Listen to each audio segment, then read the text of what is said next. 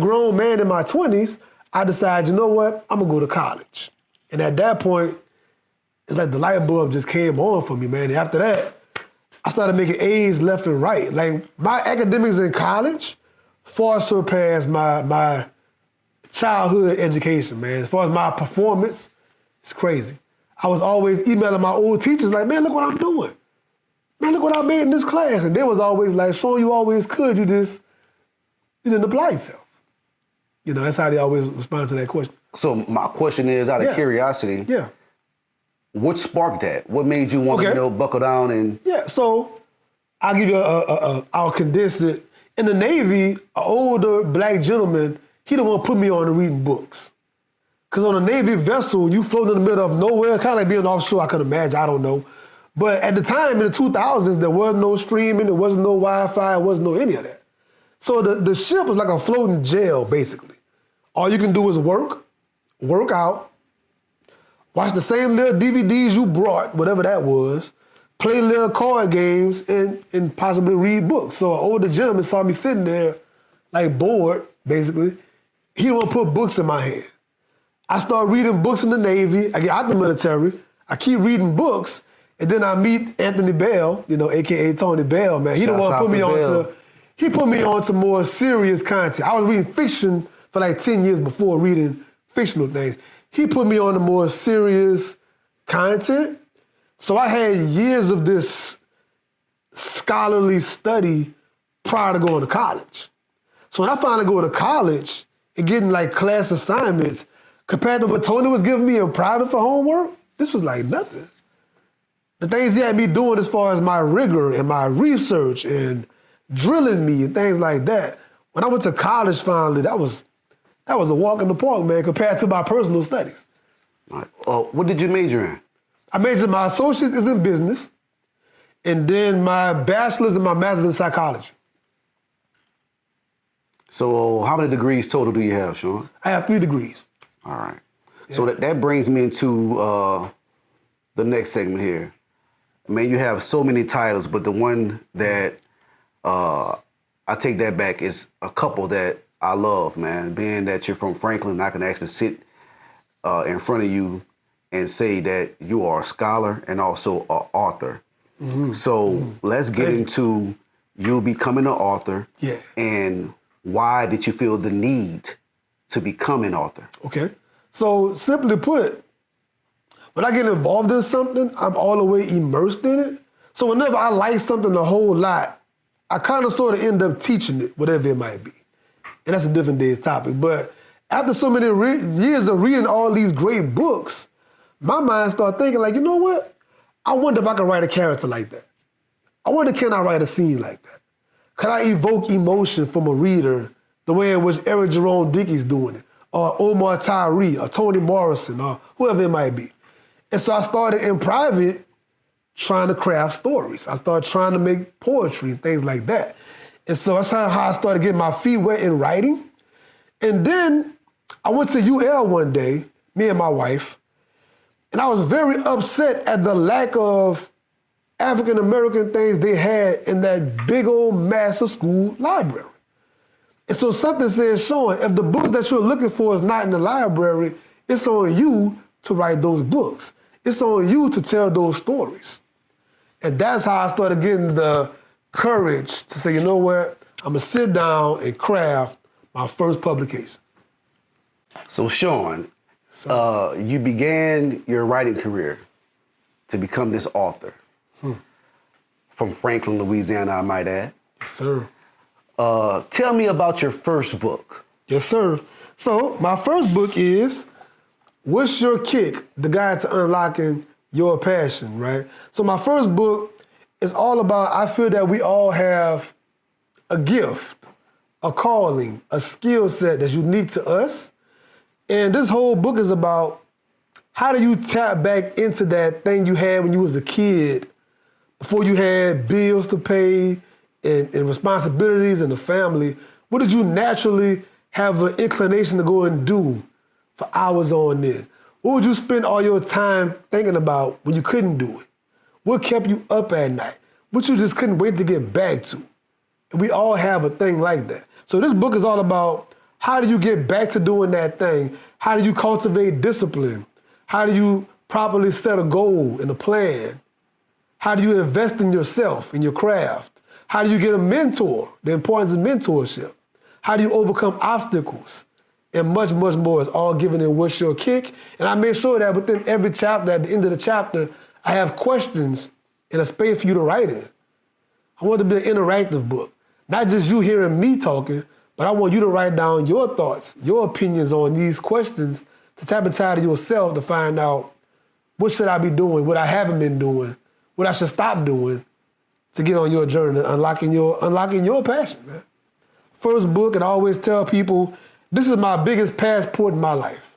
Beyond any of my college degrees and everything, this book has taken me so many places. It put me at so many tables. It put me on so many TV shows, radio shows, podcasts. It put me in certain rooms around people I would have never been around without having this publication, man. So I always say, this is my pride and joy right here. What's Your Kick? All right, now, that's your pride and joy, but you didn't stop there. No, I didn't. You have other books. Yes, Go ahead and give me the names of those books and the Okay. inspiration behind them. Okay, so during the global pandemic, we're all on lockdown. People are getting depressed, anxiety's at an all-time high, suicide rates going up. A lot is happening in the world. I take that time and go into my cocoon, if you will, and I knock out 4 books in a back-to-back fashion during the pandemic. The first book being The Butterfly Effect. The Butterfly Effect is based on a speech I gave years ago, and most of my books are based on previous presentations I gave at certain places. I wanted to take those same presentations, put them in a book format to where the masses can get them, not just that one small audience I had that day. So The Butterfly Effect is all about our power to transform ourselves. The Caterpillar. I said people have plenty of butterfly tattoos all over the world. I've never seen a person with a caterpillar tattoo. Never. Nobody want to be that ugly, slithery, slimy thing on his belly crawling around. But we all got to start there, that ugly place, to transform into that beautiful, pretty butterfly, right? So the whole start in the book is about starting off ugly, admitting where you are right now, physically, financially, relationship, on your job, wherever it is. Who want to admit, this is where I am right now? The middle of the book is the most important, that cocoon phase, that isolation, the darkness, the cutting off from everybody else. We all want to have all these social media apps and be on all these platforms, be tuned in, being inundated from somebody else 24/7. We don't have our own voice of ourselves anymore. It takes cutting yourself off for that transformation to happen. And then the very end of the book is about how you break yourself out. I can't break you out. If you go to a cocoon and try to break that cocoon and help the butterfly, you're gonna kill him. You gotta break yourself out. It's a self job, right? That's The Butterfly Effect in a nutshell. My next book I'll speak about is The 5 Laws of Leadership. I gave a speech for a leadership group years ago to some young people, and these were the most 5 important things I feel was important in every leader. If you're a husband of a household or a parent, period, on your job, if you're a coach of a sports team, we all have leadership in different ways. Some of us on these platforms, you might be leading strangers, you don't even know it, following your page, right? These are 5 universal principles I feel that all leaders should embody, right? That's the 5 laws of leadership.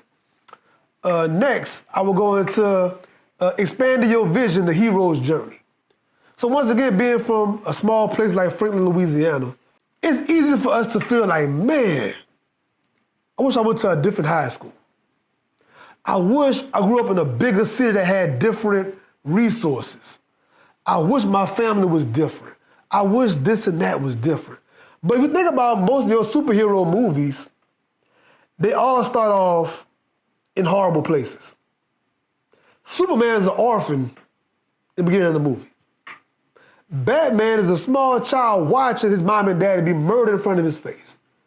You can go on and on down the line. Most of these superhero stories start off in a horrible place. And then they transform themselves to become something greater along that journey. They take the hero's journey. You end up expanding beyond what's around you. If you can't afford to physically leave, we got devices now, you can go online and travel anywhere you want online. You can learn new skills and get mentored, get coaching online. You can learn all these things beyond what's in your physical locale. So expanding your vision is all about seeing past your city limits, seeing past your state even. So many people where we from never go on family vacation. They can't. So many folks never leave. I always tell my out-of-state friends this. For some of us, our family evacuation was our vacation. When the hurricane come, oh, I'm finally going to so-and-so. We going to Atlanta, we going to Alabama, we going to Texas, we finally going somewhere. Outside of evacuation, you're not going nowhere, right? So I encourage folks a lot to take some money, some small money if you can, just get a small bus ticket and go North Louisiana, go West Louisiana, go a different part of Louisiana if you're from Louisiana. Get a small ticket and go to a neighboring state, a little small flight, and just slowly expand yourself, try different food, meet different people, wake up in a different environment. Like all of those things change your psychology, right? That's a little bit of expanding your vision. Next up, the anatomy of a book. When I ask a person, define the word anatomy, they automatically think about the human body. But the anatomy is simply the parts of something. There's an anatomy to this chair I'm sitting on, right? There are parts to this chair. So the anatomy of a book is about the parts that make up a book. Even the avid reader, people I know, you most time go to the bookstore, buy a book, turn the book, you're going where? Page 1. But you skip the table of contents, the author's note, the preface, the foreword. Depending on what you're reading, you skip 70 pages for page 1. You missed all this nuggets in the beginning of the book. Then the average person, when they find that last page, whatever that number that is, they're gonna skip the index, the bibliography, the notes, the recommended reading, all the imports of the book. So you skip the import, you skip the front part, you only getting this little, you've missed 100-something pages of content. But you would tell a person, man, I read this book. But did you really? So the anatomy of the book, I'm showing the reader all the things you're missing in most books if you skipping the forward. Some books that I've read, the forward, the best part of the whole book was, yeah, Dr. Michael Eric Dyson did the forward on this book. Dr. Imani Perry did the afterword on that book. I'm going to look for that. Because that person is they're a profound scholar of some sort, whatever it might be. So the anatomy of a book is all about that. And the second part of the book is about how readers increase their comprehension, increase their reading habits, how children can improve their grades on these tests, standardized testing via increasing your reading. That's the anatomy of the book. And then book number 6, the brand new book, it's coming out in the next 2 weeks or so, depending on when you're watching the video. Myself and my homeboy, Kofi Piche, have a podcast together called The Griot Podcast. It's on YouTube, it's on Spotify. We got episode 4 coming up pretty soon. But every month, at the end of the month, we have a show where we talk about, first of all, the history of the griots, the ancient African griots, and the griotes, that being the female, the griotes. In the tribe, their responsibility was to be the story keeper. They kept the tales, the history of the tribe. As they traveled and went places, the griot gave the history to the youth in the community. This is what we did. This is what was real good. This is what was real bad. This is our downfall. To help them avoid that in the future, hopefully. And they served multiple roles in the community. They were also warriors. They were also diplomats. And they did this via multiple means. They sometimes used humor and comedy. They sometimes did the oral tradition. They sometimes used song or dance and singing. They used 15, 20 different things to tell stories. And so the book being called The Modern Day Griot, we are now using technology that our ancestors never had to tell stories in our own way.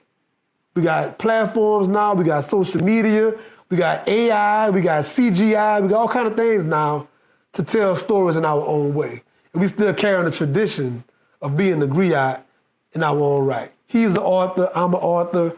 We're both public speakers and community activists and things like that. So book number 6 is all about the history of the griot, and we give our personal stories on how we became griots in our own right. And then we show you the chapter I call Leaders of the New School, some of the modern people today that's carrying that flag and they're storytelling in their own way. People like Dave Chappelle with comedy, a filmmaker like Ava DuVernay, what she's doing behind the camera in production, filmmaking, and a person like even Charlemagne the God, who's a radio personality, using his moderating and curating of information in a radio show format, right? But they're all telling stories in their own right.